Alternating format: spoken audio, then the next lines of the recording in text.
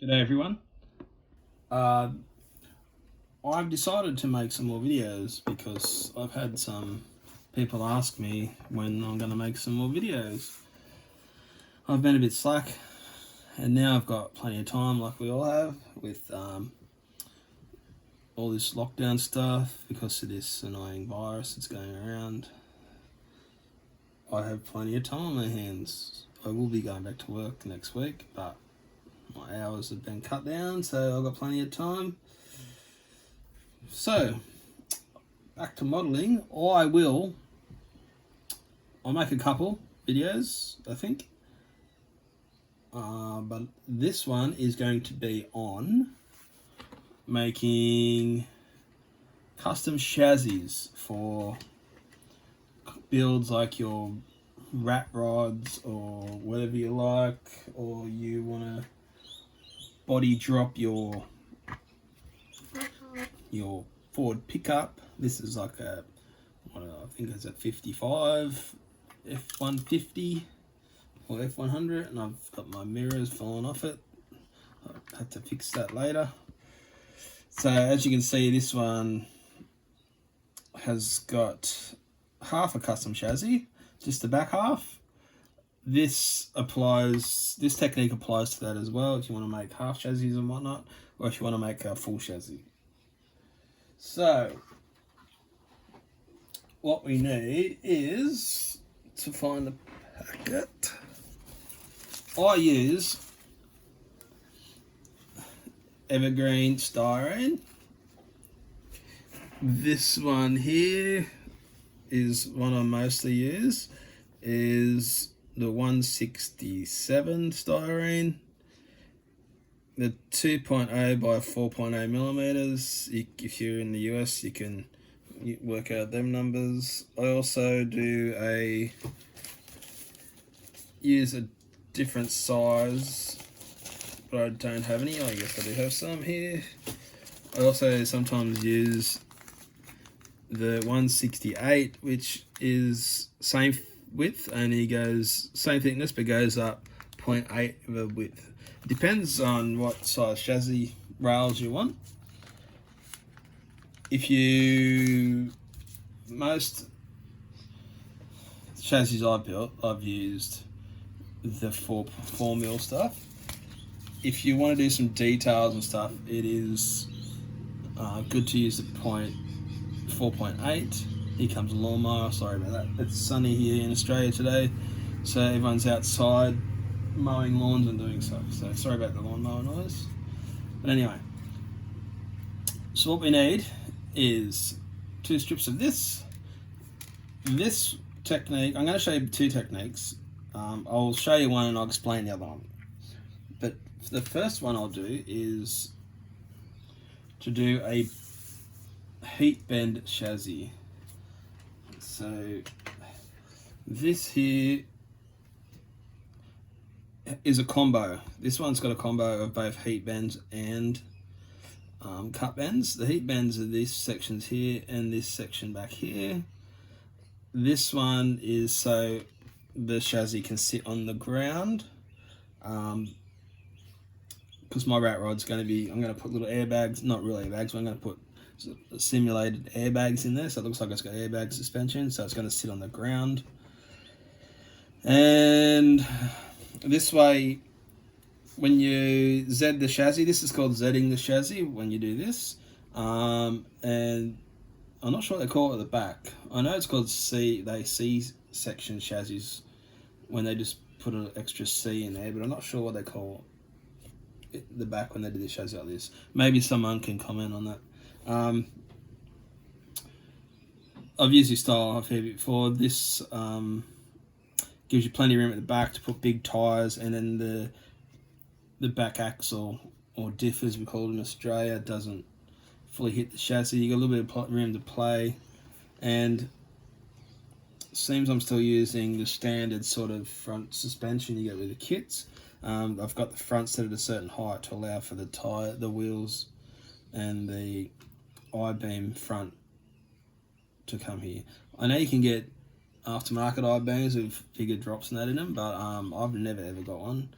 I would really like to get 3D ones printed, custom ones, but I'd have to get a 3D printer or someone that can design them and stuff, which is a pain in the bum, so I just go with this method.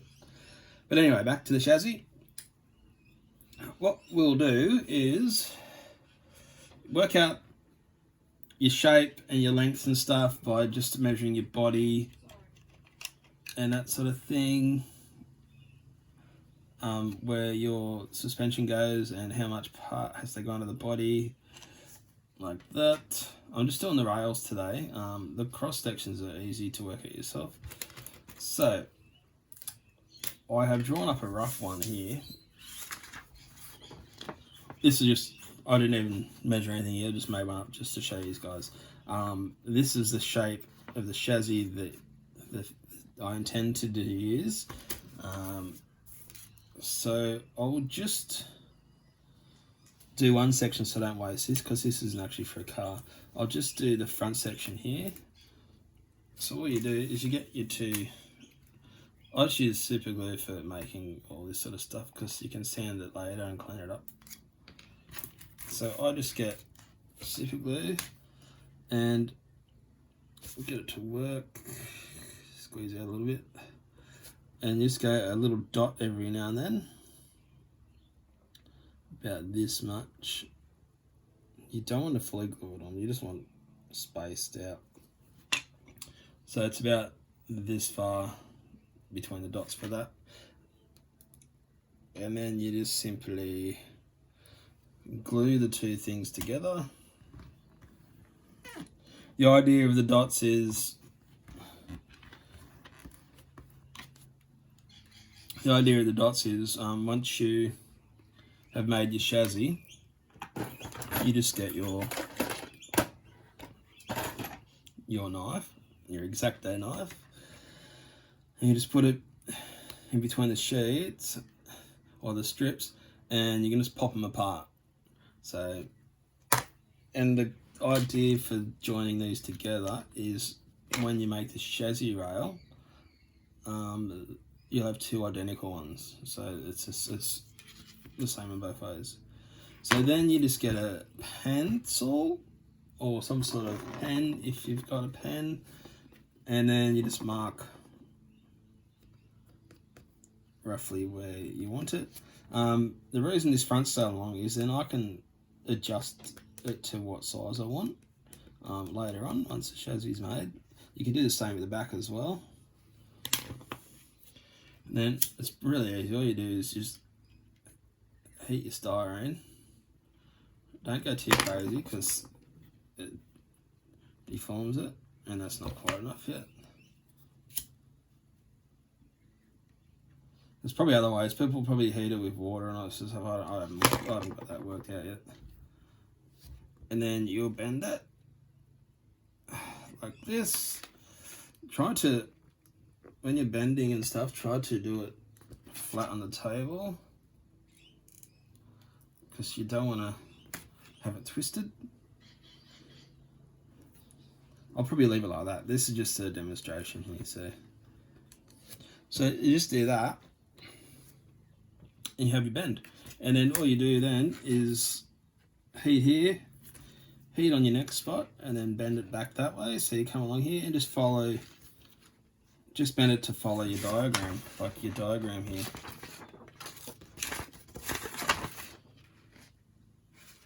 Like that. And that's pretty much it. And then once you're finished, as I said, you pop it apart with this, your knife. You can just slide it and it'll pop it. I'll pop this part just to show you. It's not real hard, I'll find a bit. I'll probably just pull it apart maybe. No, into the end. So you just put your knife in and you just slide it. Look, it's already done. Super easy. Slide your knife down. I'm just trying to not go out of the frame and also try not to cut myself. So you just slide it along and it pops apart. It's making a lot, there you go. And you've got two exact chassis rails. You've got a left and a right. And you're ready to go. You don't have to worry about making them square. If you make them individual, you got to match them up, and it's not going to end well, and you're going to waste a lot of styrene. With these burns like this on the end, sometimes it swells or shrinks. Just come along with your file or sandpaper and just sand it flat and detail it up a bit. And with this one, after I did all my bends before I cut the two apart, I come along and drilled holes in the center just to give it a bit more detail. And then I also rounded off the ends of the chassis. I've done it before for a 32 Ford, where I've mimicked the 32 Ford shape at the front here. And you can even, if you really want to, you can bend the front of this chassis down as you're going as well. This is before you pull them apart. You can curve it down as well, just to give it a bit more style and shape. You can pretty much do whatever you want, really. And then once you've done that, you come along and put in your cross beams. That's with these, you just got to measure, you just got to work out your body, how you want them to sit in your body and all that sort of stuff. Like this one has recessed doors in it, so I had to allow for that. So I made my chassis wide enough for that, like this. As you can see, it sits in like that. It's hard to sit in place without actually gluing it in. And I made a custom floor for this as well. And that's about it. And then you measure up your engine, make your engine mounts and stuff. I made a cool little curved one here, and I've drilled little holes in it, just again for more detail. I think the idea, I started building this last year, and I think I was going for like a steampunk sort of build on it. I was still going to do it. That's why I've got all these extra holes and stuff. Alright, so that's that technique. The next one is, I think I use it on this one. This is another one I've built. This van goes on top of it.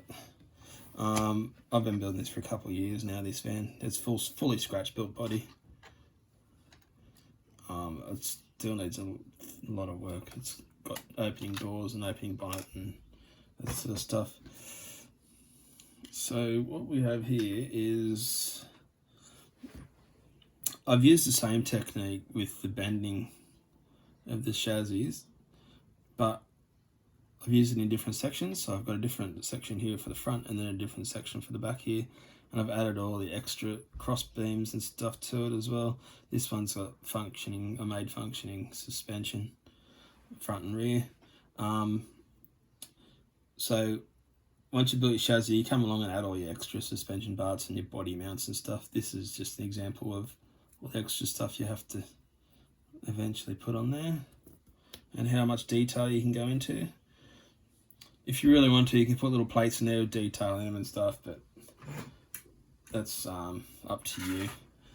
So this next style of building a chassis is, if you don't want to do the curved bends and heat it and stuff, if you just want to if you just want to pretty much copy this exact and do nice square curves like this, this technique is for that. What you have to do is cut your styrene. Hopefully you can see this. You just put your styrene on the sheet and then you cut it the right angle to match your drawing. So, and then you'll cut that. I'll just do dodgy here. I'll just use my snips and stuff to do this. So you'll cut it at that angle.